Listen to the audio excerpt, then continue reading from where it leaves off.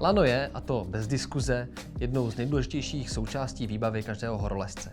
A o takhle důležitou součást výbavy je potřeba se i řádně starat. Jedním ze základních stavebních kamenů dobré péče o lano je snaha udržet lano čisté. To znamená, když jdu do skal, nosím ho v dedikovaném obalu, pod skalou používám plachtu na lano, abych lano neušpinil tím, že se bude válet v prachu nebo v písku.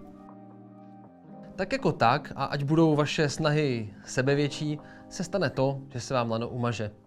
Ať už to bude tak, že při slanění lano hodíte mimo plachtu, proslaňujete mokrým zeleným komínem, nebo třeba při lezení zmoknete, lano se zkrátka jednoduše nakonec stejně ušpiní.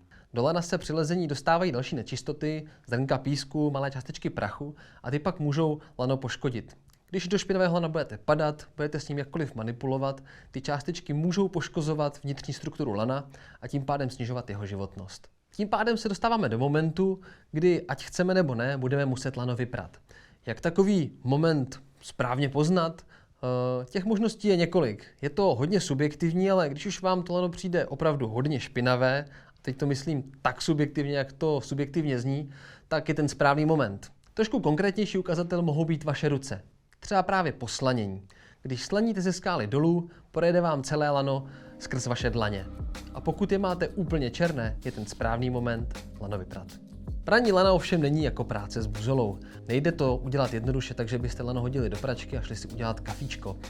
Pračka ta by mohla lano nenávratně poškodit. V bubnu pračky můžete najít malé výstupky, které mohou v průběhu praní povytahovat různá vlákna z lana a to byste rozhodně nechtěli. Na druhou stranu lano může poškodit i vaši pračku, protože když se 60-metrové lano nasákne vodou, určitě bude vážit víc než 5, 6 nebo 7 kg.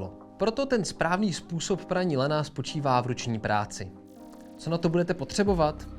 Je to vcelku jednoduché. Dostatečné množství vlažné vody, speciální čistící prostředek a vaše ruce. Samotný proces praní je pak už v podstatě jednoduchý. Do vany nebo do velkého lavoru napustíte vlažnou vodu a přidáte čistící prostředek Rope Cleaner. Do něj pak naložíte lano a necháte ho nasáknout vodou. Po chvíli pak lano protahujete skrz ruce a tím ho vlastně v ruce vyperete a tenhle proces opakujete možná 2x nebo 3x. Na závěr pak nesmíte zapomenout tuhle špinavou vodu vypustit a lano znova vymáchat v čisté vodě už bez čistícího přípravku.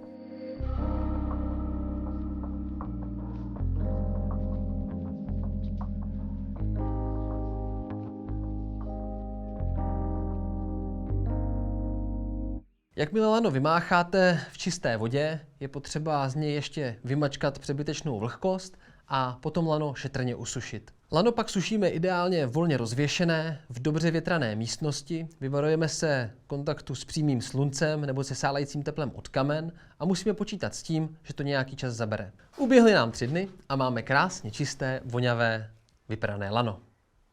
Kam s ním? Pokud zrovna nejdete rovnou do skal, tak je dobré si uvědomit, že lano, když ho chvíli nepoužíváme, je dobré dobře skladovat. Ideální bude na skladování lana místo, které je tmavé, suché a dobře větrané. Lano můžeme skladovat klidně zabalené do panenky, to ničemu nevadí, ale rozhodně bychom je neměli skladovat na místech, kde se můžou vyskytovat nějaké chemické látky, například v garáži. Jak často lano prát, to je hodně individuální záležitost. Samozřejmě záleží na tom, kde a jak často lano používáte, ale je důležité říct, že správné praní lanu neškodí. Právě naopak. Nebojte se lano prát, dopřejete mu tak dlouhou životnost.